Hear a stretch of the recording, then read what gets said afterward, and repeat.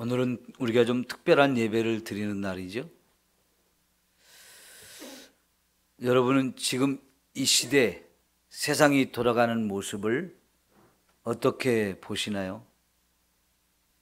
믿음을 가진 저와 여러분이 이 세상을 볼 때에 특별히 목사인 저는 심각한 위기 상황이라고 생각을 합니다. 예를 들어 볼까요? 지금 우리 아이들이 학교에서 심각한 성교육을 받고 있다는 걸 아십니까? 동성애가 옳은 것이고 더 나아가서 좋은 것이라고 가르침을 받습니다. 동성애 하는 방법을 구체적으로 배우고 있습니다. 그러면 우리 아이들이 어떻게 되겠습니까? 동성애를 자연스럽게 받아들이고 동성애를 생활 속에서 그대로 실천하며 살게 되어질 것입니다. 하나님께서는 우리를 남자와 여자로 창조하셨는데 그거는 이제 무시해버리고 내가 남자로 태어났을지라도 여자가 되고 싶으면 얼마든지 여자로 살 수 있다. 여자로 태어났어도 얼마든지 자신의 성을 남자로 바꾸어서 남자로 살 수 있다고.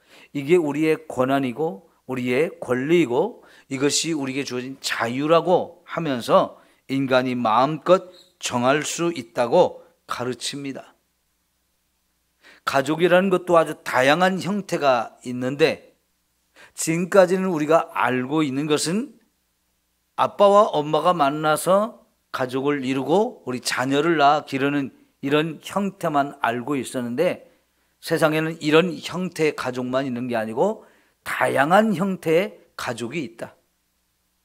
엄마들 둘만 모여서 부부가 되고 거기서 자녀를 입양해서 가족을 이룬 형태도 있고 아빠들 둘만 모여서 부부가 되고 자녀를 입양해서 이루어진 가족도 있고 엄마는 한 사람인데 아빠는 두 사람, 세 사람도 될 수 있고 아빠는 한 사람인데 엄마가 세 사람, 네 사람이 될 수도 있는 다양한 형태의 가족이 있다라고 이야기를 하면서 우리 아이들도 커서 그런 형태의 가족을 얼마든지 만들 수 있다라고 가르치게 됩니다.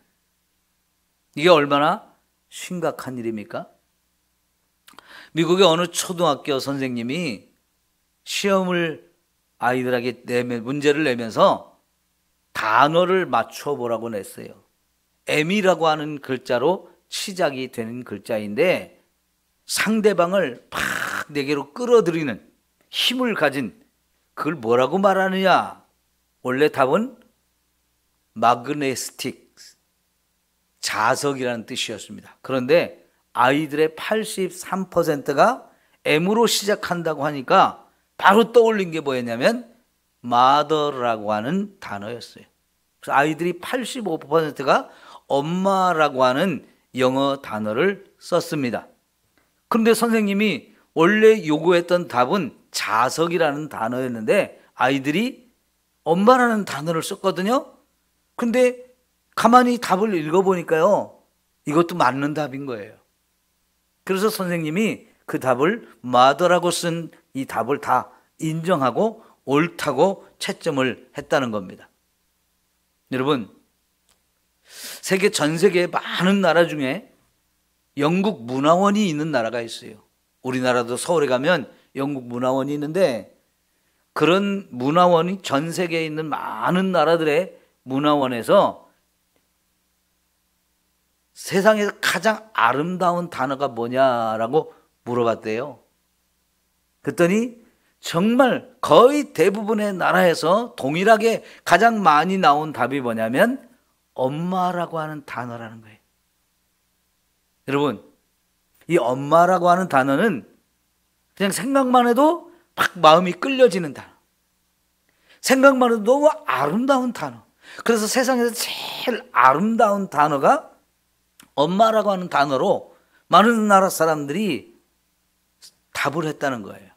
이렇게 아름다운 단어인 엄마 혹은 아빠라는 단어도 더 이상 사용해서는 안 된다고 이미 많은 나라에서 결정이 되어졌어요.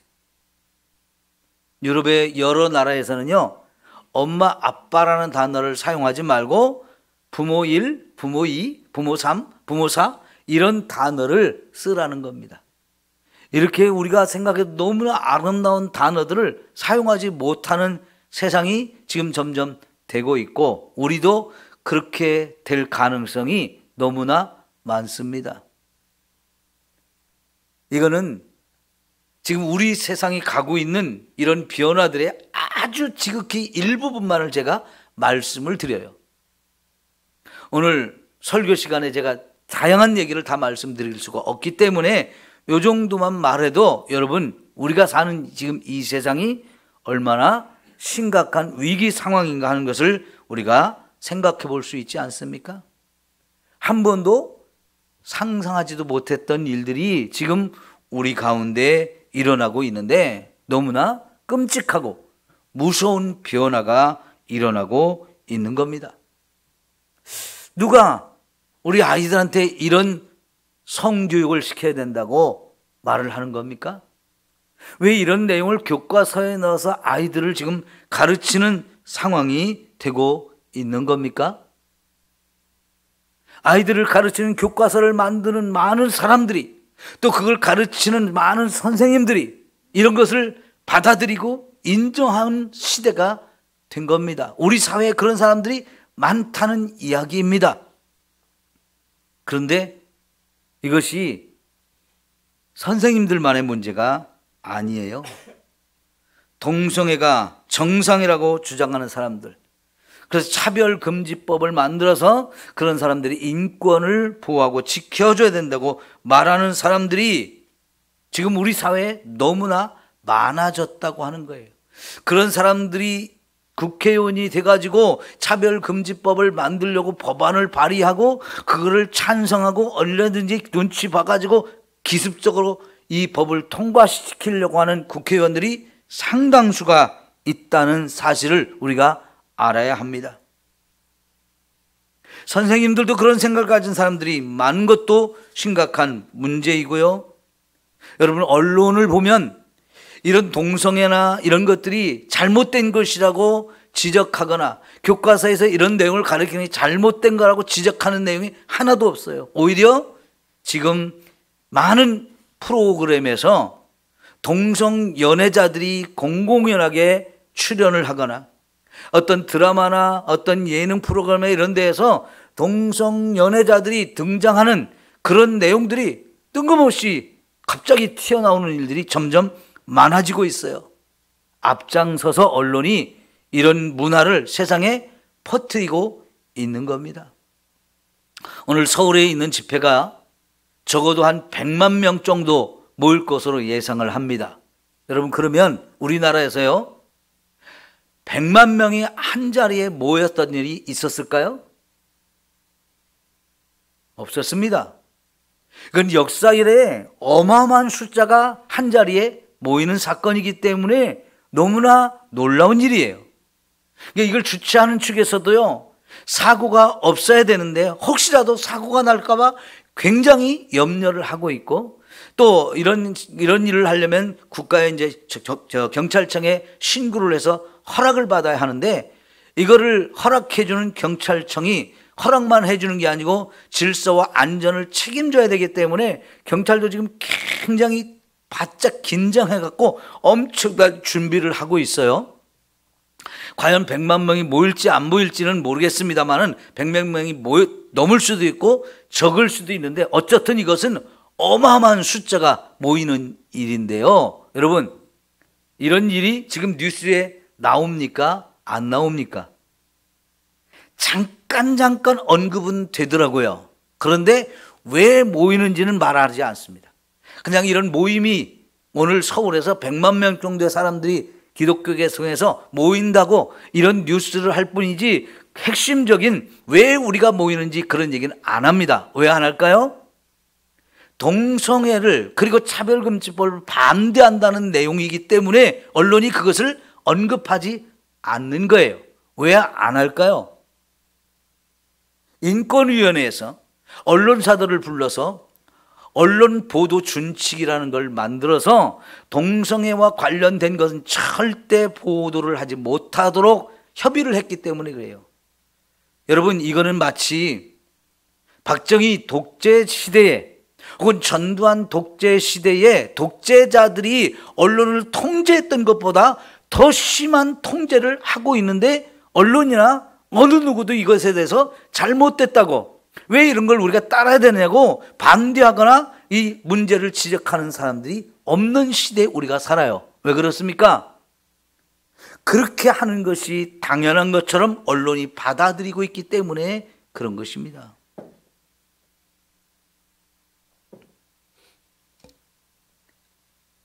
언론도 그렇지만 많은 학자들과 많은 지식인들도 이런 것을 받아들이면서 그런 것을 퍼뜨리는데 앞장서고 있다는 것도 심각한 이런 상황인 것을 우리가 알아야 합니다. 자, 그런데 기독교계가 이거를 앞장서서 반대를 하고 있죠. 그러니까 이제 기독교를 뭐라고 합니까? 이 시대에 필요 없는 곳이라고, 없어져야 하는 것이라고 지금 사상이 그렇게 흘러가고 있어요.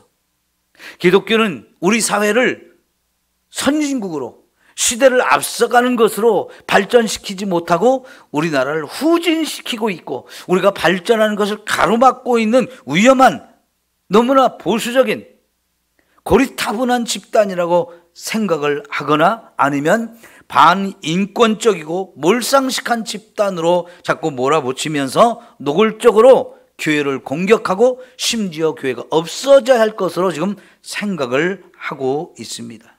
그래서 여러분, 지금 이 시대가 교회의 위기이기도 하며 가정의 위기이고 특별히 우리 자녀들의 미래가 위기 상황에 있어서 국가적인 큰 위기 상황이라고 우리가 진단해 볼 수가 있는 것입니다.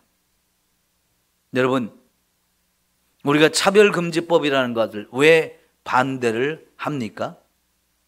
이름으로 생각하면 차별금지법, 정말 좋은 이름이에요. 근데 여러분 아세요? 이미 우리는 다양한 부분에서 차별하면 안 된다고 하는 법들이 굉장히 잘 만들어져 있어요.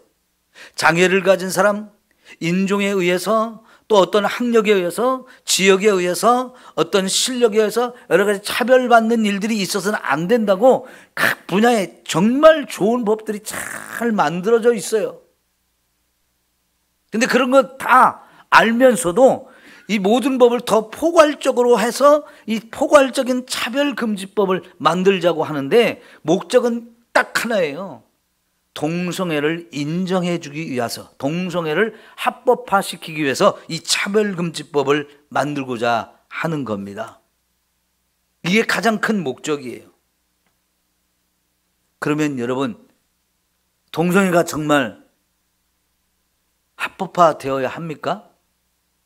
성경에는 분명히 동성애를 하나님이 정말로 싫어하는 끔찍한 죄라고 우리에게 가르치고 있어요. 이런 죄로 인해서 소돔과 고모라 성이 하나님의 무서운 심판을 받았다는 사실도 우리에게 가르쳐주고 있고, 레위기나 로마서나 그 신구약 성경 다양한 곳에서 이 동성애가 매우 심각한 죄라는 것을 우리에게 가르쳐주고 있는데, 여러분, 결국은 이것이 지향하는 바가 무엇인 줄 압니까? 하나님 대신 우리가 하나님이 되겠다는 뜻입니다. 보십시오. 우리가 태어날 때 남자 아니면 여자로 태어나는 겁니다. 하나님이 그렇게 세상을 만드시고 우리를 만드셨습니다. 그런데 이제는 그거 다 필요 없고, 내가 여자가 되고 싶으면 얼마든지 여자가 되는 것을 결정해서 그렇게 되면 되고, 남자가 되고 싶으면 얼마든지 남자가 될 수 있도록 내가 결정하고 내가 생각한 대로 살면 된다고, 그것이 옳다고 그런 세상을 만들자고 주장하는 것, 이게 바로 지금 동성애를 합법화시키려고 하는 이유입니다. 그건 뭡니까? 하나님이 정해주신 이 창조의 질서, 이런 걸 다 무시해버리고 하나님도 무시하는 겁니다. 하나님 없다는 겁니다. 그리고 우리가 하나님이 되어서 이 중요한 문제를 내가 결정하자는 겁니다. 왜 내 문제인데 내가 결정을 못하냐는 거지요. 이거는 뭐와 같습니까? 사사시대와 똑같습니다. 사사시대를 특징 짓는 말이 뭐였습니까? 자기 소견에 오른 대로 살았다는 겁니다. 자기가 생각하는 대로, 내가 생각이 맞으니까 내가 생각하는 대로 살자. 그 생각 속에는 하나님 필요 없고 내가 하나님이 되어서 내가 원하는 대로, 내가 하고 싶은 대로 살면 그게 최고의 행복이라고 그렇게 살았던 시대가 사사시대입니다. 그 시대 어땠습니까? 하나님을 떠나서 많은 우상을 섬겼습니다. 여러분, 하나님이 없다는 것으로 끝나는 게 아니고 사람은 또 다른 하나님 같은 존재를 찾습니다. 그게 우상입니다. 하나님이 금지하고 하나님이 절대로 섬기면 안 된다고 말씀하셨던 심각한 주변 나라의 우상들을, 그것 때문에 멸망당했던 수많은 나라의 전철을 따라서 그런 신을 섬기고 있는 겁니다. 그리고 또 하나의 특징이 성적으로 심각하게 타락을 했어요. 그게 사사시대의 특징인데, 그 시대의 성도, 그 사람들을 하나님이 어떻게 하셨습니까?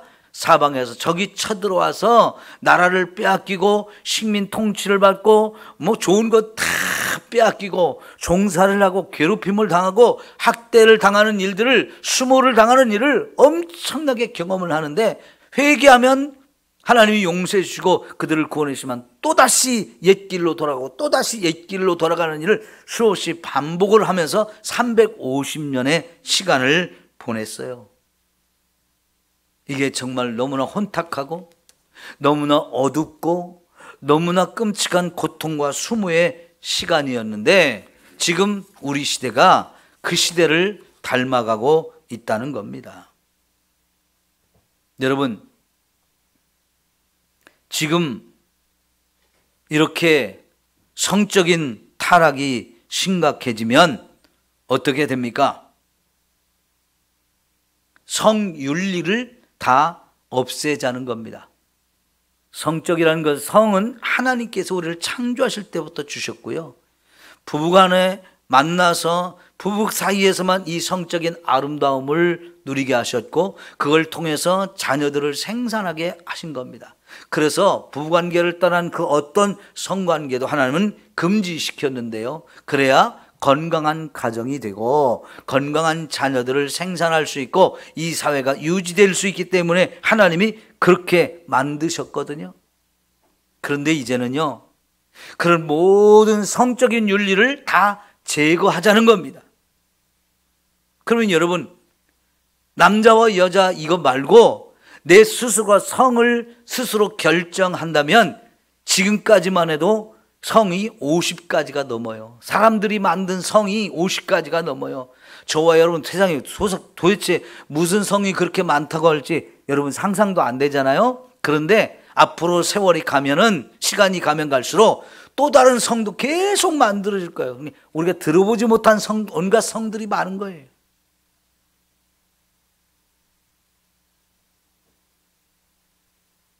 우리 아이들이 이런 것을 어려서부터 배우면요, 아이들은 이런 것이 옳은 줄 알고 그대로 따라가게 되어져요. 지금 미국이나 유럽의 많은 나라들이 초등학교 때부터 동성연애 축제를 합니다. 초등학교에서 동성연애 축제를 해요. 그래서 믿음을 가진 부모들이 이런 걸 반대하면요, 그 부모를 오히려 고발을 해서 부모가 고발을 당해가지고 법적인 조치를 받게 돼요. 심하면 부모 자격이 없다고 하면서 아이들을 부모로부터 뺏어가서 아이들을 국가가 가져가서 동성연애 교육을 더 많이 시키고 동성연애도 함께 살게 합니다. 믿음을 가진 성도들이 성경을 가지고 아이들에게 가르치는 것도 죄가 된다는 겁니다. 성경책은 없어져야 될 책이라고 말하게 되어지고 성경을 가르쳐서도 안 된다고 이렇게 이야기를 하는 세상이 되어가고 있어요. 이 모든 것들이요, 차별금지법을 만들므로부터 시작이 돼서 계속해서 후속적으로 이런 많은 법과 내용들이 만들어짐으로 인해서 세상이 지금 우리가 알지 못하는 방향으로 엄청나게 변화가 되어지고 있는 거예요. 이런 차별금지법이 처음 만들어질 때만 해도 이 차별금지법이 어떤 결과를 가져올지를 전혀 상상하지 못했던 사람들이요, 처음에는 괜찮겠지, 괜찮은 법이겠지 하고 생각도 안 하고 있다가요, 세상이 변하는 걸 보면서 지금 피눈물을 흘리고 있어요. 이런 법들이 만들어진 다음에는 그 법을 폐지시키는 것이 너무 어렵기 때문에 지금은 거의 불가능한 상황이기 때문에 폐지를 못 시키고 있어요. 그래서 이 법이 만들어지기 전에 우리는 이 법을 막아야 된다고 말하는 것입니다. 여러분, 연세를 드신 여러분들은 지금 컴퓨터 사용하는 게 매우 힘들지요? 손에 들고 다니는 핸드폰도 그저 전화 받고 전화 주고 전화하고 이 정도 외에 다른 좋은 기능들이 얼마든지 많은데 그걸 사용을 못 하잖아요. 비싸게 사가지고.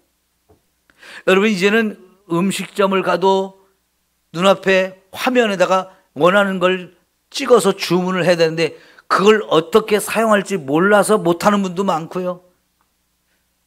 은행에 가서 내 돈을 넣고 내 돈을 뺏고 하는 이런 것도 다 컴퓨터 화면으로 되기 때문에 어떻게 해야 될지 망설여지고 두려워서 못 하시는 분도 많잖아요. 이제는 이마트나 롯데마트 이런 데 가서 물건을 살 때도 말이죠, 이제는 사람들이 화면을 보면서 자기가 거기서 계산을 다 해야 되는데 이런 걸 못하는 일이 지금 점점 많아져서 세상 사는 게 두렵지 않습니까? 그런데 이런 변화가 더 많이 빨라지게 오거든요. 거기도 이제 많은 문제가 있어서 우리가 걱정할 부분이 있지만 그래도 지금 그런 거에 대해서 못하면 못하는 대로 그냥 살지 뭐, 돈만 갖고 있으면 되지 뭐, 이러면서 우리가 살 수 있거든요. 그런데요, 지금 말하고 있는 이 동성의 문제, 차별금지법의 문제로 인해서 우리 사회가 변화되고 바꿔지는 일은요, 우리가 감당할 수 없는 상황이 되고 엄청 혼란스럽고 무섭고 끔찍한 세상으로 변화되어지는 것입니다. 특별히 믿음을 가진 저와 여러분들이 가장 힘든 세상이 되어져요. 이것이 교회를 다니는 문제만이 아니고요, 저와 여러분의 직장에서도 이제 이런 엄청난 영향이 올 거고요, 우리가 물건을 사고 파는 데서도 문제가 올 것이고요, 사람을 만나는 일에서도 엄청난 변화가 오게 될 것입니다. 이 사회 전반적인 부분으로 많은 변화가 오고 그걸 우리가 하나하나 받아들일 때마다 엄청난 충격을 받아야 되고 거기서부터 우리가 또 범죄자가 아님에도 범죄자가 되어지는 상황들이 엄청 벌어질 것이라는 걸 우리가 이해를 해야 됩니다. 준비를 해야 된다는 것이죠. 여러분, 이런 걸 볼 때에 우리는요, 성경에서 말하는 하나님이 마지막 심판의 때가 가까이 오고 있다는 걸 느껴야 돼요. 왜 이런 세상이 지금 되어지고 있을까요? 누가 이런 세상을 만들어 가고 있을까요? 그 배후에는 공중의 권세를 잡은 악한 영들이 있다는 걸 알아야 돼요. 그 악한 영들이 마지막 때가 되어서 자기들이 하나님의 마지막 심판을 받을 때가 되기 때문에 결국 온 세상의 사람들을 미혹해서 하나님을 대적하게 만들고 하나님을 부인하게 만들고 인간이 왕이 되고 인간이 중심이 되는 세상을 만들려고 하고 있는 겁니다. 거기에 수많은 나라, 수많은 백성들이 함께 동조하고 따라가는 시대가 지금 이 시대라는 거예요. 그러면 뭐가 남겠습니까? 결국 마지막 하나님의 무서운 심판이 남을 수밖에 없어요. 그런데요, 이것은 하나님을 모르는 사람만 그렇게 악한 영들을 따라가는 게 아니고 하나님을 믿는다는 사람들 가운데도 이걸 분별하지 못하고 거기에 함께 동조하고 따라가는 사람들이 있을 수 있는 거예요. 이미요, 오늘 서울에 있는 집회를 어떤 신학자는 미친 짓이라고 말하는 신학자가 있어요. 우리나라에. 이 오늘 예배를 진행하는 본부에서 우리가 기도해야 할 100가지 기도 제목을 발표를 했거든요. 근데 그거에 반대되는 기도 100가지 제목을 또 발표한 사람들이 있어요. 교회들이요. 오히려 그래서 교회가 이 문제 때문에 또 시끄럽고 분열이 되고 아픔을 겪는 상황들 속에 있습니다. 이만큼 심각한 문제가 우리 시대의 문제라는 걸 우리가 알아야 되고, 그래서 우리는 정신 차리고 시대를 분별하고 우리가 이 시대에 어떻게 살아야 하는지를 바로 알아야 합니다. 여러분, 500년 전에 이 10월 마지막 주일이 종교개혁이 일어났던 때입니다. 그래서 이 10월 마지막 주는 해마다 종교개혁 기념주일이에요. 사실은 오늘 우리가 모이는 이 집회는 새로운 종교개혁이라고 우리가 생각해야 됩니다. 근데 종교개혁이라는 것이 한번 모였다고 되는 게 아니에요. 이 종교개혁이 이루어지기 전까지 마틴 루터나 칼빈은 엄청나게 성경을 연구하고 고민하고 기도하면서 시대를 보면서 많이 하나님 앞에 눈물로 기도를 하고 준비를 했어요. 그리고 어느 날 비텐베르크라는 이 성의 학대학교에 95개의 반박문을 써붙임으로 인해서 종교개혁이 시작이 됐는데, 그 반박문을 써붙이는 것으로 인해서 마틴 루터가 엄청난 고난을 겪는데, 그 고난의 시간에 믿음으로 말씀으로 돌아가서 개혁하는 일을 끊임없이 이루었기 때문에 결국은 종교개혁이 성공을 한 겁니다. 그러니까 여러분, 사실은 오늘 우리가 알아야 될 것이 뭐냐면, 오늘은 우리가 세계교회를 개혁하는 놀라운 사건의 날이라는 걸 여러분 기억하시고, 이 종교개혁은 그냥 하루 오늘 모인 것으로 이루어지는 게 아니고요, 이제부터 시작을 해서 앞으로 저와 여러분의 삶이 개혁되어져야 한다는 것을 생각해야 되는 거예요. 나 자신부터 변화가 되고 말씀으로 돌아가서 바르게 신앙생활을 하기로 결단을 해야 하고, 이런 우리가 마음과 뜻이 모여서 우리가 섬기는 교회가 바른 교회가 되도록 세우는 것, 이걸 지금부터 우리가 시작해야 된다는 겁니다.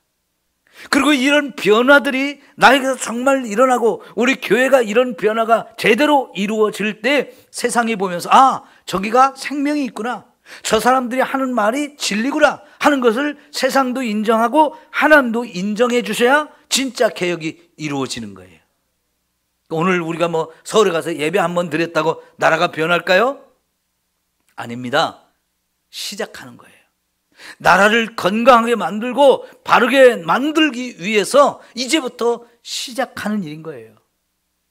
그 일을 나 자신부터 해야 되고 우리 교회부터 해야 되고 우리 가정부터 해야 된다 하는 것이죠.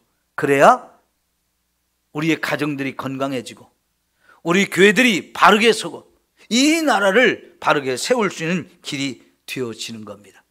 그럼 이것을 어떻게 하는 겁니까? 하나님께 우리가 돌아가야 되는 겁니다. 여러분, 성경에 보면 위기의 시대에 그 위기를 극복하는 사건들이 참 많잖아요. 그 중에 하나가 오늘 읽은 사무엘상 7장의 말씀이에요. 350년의 암흑기인 사사시대가 끝나는 그 일이 바로 오늘 읽은 말씀이에요. 사무엘은요, 온 백성에게 온 이스라엘은 미스바로 모이라 그랬습니다. 우리가 나라를 새롭게 하자, 이것을 위해서 하나님께 회개하며 기도하자. 그럴 때 가장 먼저 할 것은 우리가 하나님께로 돌아가는 일이라고 했습니다. 모이되 하나님께로 돌아가기 위해서 모이는 거예요. 그러면서 우리가 무엇을 잘못했는지 하나님께 회개하는 거예요. 그럴 때 하나님께서 우리의 기도를 들으시고 우리의 모든 문제를 해결해 주시면서 우리를 새롭게 하는 놀라운 일이 이루어지지 않습니까? 우리가 개혁할 수 있는 것은 하나님이 있기 때문에 그래요. 하나님은 온 세상을 통치하시고 다스리시는 분입니다. 그 하나님께 지금 전 세계의 문제, 또 우리나라의 이 위기 상황을 아래에 올려드리는 거예요. 물론 하나님, 우리가 말하지 않은 하나님 벌써 다 보고 알고 계시지만 이제는 우리가 분별하고, 하나님 지금 이런 문제가 우리에게 있습니다, 이 모든 문제의 원인이 나 때문입니다, 나로부터 시작됐습니다 라고 우리가 우리의 죄를 하나님께 회개하면서 이것을 고치고자 할 때 하나님이 저와 여러분의 기도를 들으시고 심판하려고 했던 계획을 뒤로 미루실 수 있는 거예요. 그래서 하나님께 돌아가야 우리의 희망이 있고 우리가 새로운 역사가 시작될 수 있는 거거든요. 이것이요, 사무엘 시대만 있었던 게 아니고요, 에스라 시대에도 바벨론 포로 생활을 마치고 돌아와서 나라가 참 다시 세워지고 있는데, 안타깝게도 인간들은 죄성 때문에 또다시 심각한 죄에 빠져서 위기 상황에 처했어요. 그래서 바벨론에서 돌아온 이 에스라가 하나님께 준비를 한 다음에 온 백성을 예루살렘석 수문 앞 광장에 불러 모았어요. 나 4분의 1은 하나님의 말씀을 읽어주고 그 말씀을 들은 사람들이 자신의 죄를 깨달아서 나 4분의 1은 또 하나님께 회개하는 시간을 가졌어요. 그리고 나서 하나님 앞에 철저하게 회개한 후에 또 나 4분의 1은 하나님께 찬양하며 영광을 돌려드릴 때 하나님이 응답하심으로 나라를 새롭게 하는 시간이 있었어요. 이런 위기 때마다 하나님께 돌아감으로 해서 나라를 구원한 일들이 참 많이 나오는 거거든요. 여러분, 아까도 말씀드렸지만 100만 명의 기독교인이 서울에서 모인다. 그런 역사적으로 한 번도 없었던 일입니다. 여러분, 한국 교회 참 부끄럽게도 분열의 역사가 심각했던 우리의 교회의 역사가 있어요. 근데 오늘은 교파로 다 갈라졌던 교회들이 하나로 모입니다. 교파로 엄청나게 분열했던 이 교회들이 하나로 모인다는 것은 지금까지 없었던 일이에요. 그것도 100만 명이 모인다는 것은 너무나 놀라운 사건인데요. 왜 모이는 겁니까? 우리가 모여서 숫자를 과시하고 정치적인 어떤 일을 하자고 하는 게 아니에요. 회개하기 위해서 모이는 거예요. 나라를 살리는 일을 하기 위해서 하는 거예요. 하나님께 예배하면서 하나님께 돌아가겠다고 우리의 새로운 마음과 결단을 하기 위해서 모이는 거예요. 세상을 향해서 하나님의 뜻이 무엇인지를, 동성애는 하나님 뜻이 아니고 차별금지법을 잘못 만드는 것이고 그건 악법이라는 것을 세상에 선포해서 바른 길로 가자고 외치기 위해서 모이는 거예요. 이것이 개혁을 위한 것입니다. 이 거룩한 뜻이 이루어져야 하는데요, 여러분, 아까 말씀드린 대로 나부터 시작해야 돼요. 나부터 달라지고 우리 교회부터 바르게 서야 정말 하나님이 우리의 모습을 진실로 보시게 돼요. 그냥 한번 모였다 흩어지는 걸로 우리가 원하는 목표가 이루어지는 게 아닙니다. 그냥 한번 모이는 것은 우리가 하나 된 힘을 좀 모아보자는 것이고 우리의 마음과 뜻을 좀 진짜 새롭게 하자는 의미거든요. 그래서 무너져가는, 허물어져가는 지금 이 세상, 이 시대, 이 나라, 우리의 가정, 우리의 자녀들을 함께 살리고자 하는 거거든요. 여기서부터 시작하면 우리 안에 있는 많은 문제들을 하나님이 보시고 해결해 주시는 놀라운 은혜가 이루어질 줄 믿습니다. 기도하겠습니다.